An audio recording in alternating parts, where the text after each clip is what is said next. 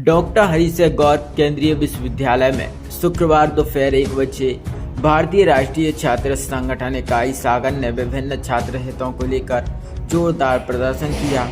छात्रों की प्रमुख मांग थी कि विश्वविद्यालय में प्रत्यक्ष प्रणाली से छात्र संघ चुनाव कराए जाएं। इसके साथ ही उन्होंने छात्रावासों में बुनियादी सुविधाओं की कमी, प्रोफेसर और शिक्षकों की भारी कमी तथा गैर शैक्षणिक कर्मचारियों के रिक्त पदों को भरने जैसी मांगें उठाईं।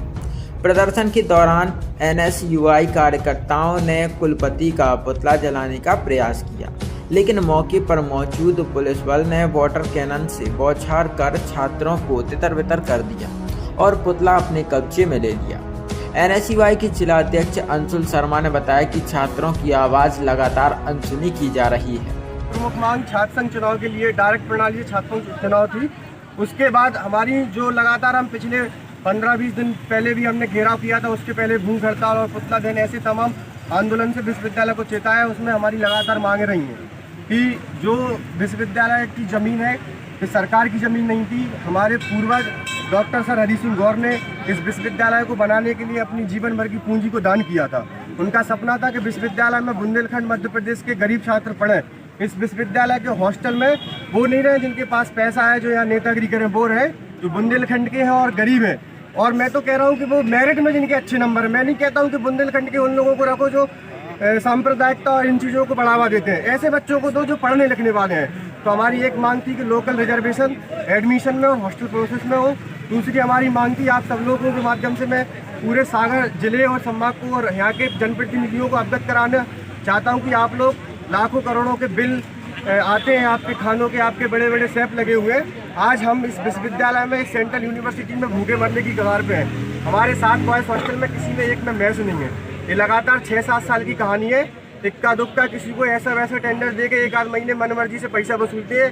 तो मेरी सबसे प्रमुख मांग है यहाँ के जनप्रतिनिधियों को कि ऐसे जनप्रतिनिधि बनने से अच्छा है कि किसी कुएं में डूब मरो।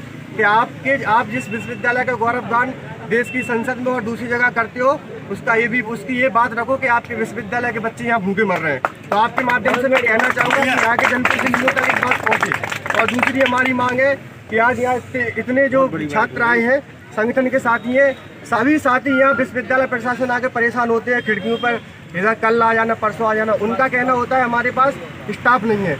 और हाल ही में जो नीलमा गुप्ता जी यहाँ से गई हैं 22 चांसलर का पदभार छोड़कर, तो उन्होंने नॉन टीचिंग स्टाफ की वैकेंसियाँ निकाली थी।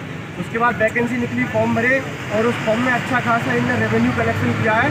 उसके बाद उसकी आज तक कोई कहानी नहीं है कि उनका पेपर होना क्या नहीं होना है। तो उस पर मैं चाहता हूँ कि जल्दी से जल्दी त्वरित रूप से कार्रवाई हो और नॉन टीचिंग स्टाफ की भर्ती हो, जिससे हमारे जो छात्र यहाँ परेशान हो रहे हैं वो परेशान नहीं हो। क्योंकि यहाँ वो पढ़ने लिखने आए हैं, सेमेस्टर एग्ज़ाम, मिड एग्ज़ाम देने आए हैं, यहाँ से उच्च शिक्षा प्राप्त करने आए हैं, ना कि यहाँ केवल आवेदन खेलने आए हैं।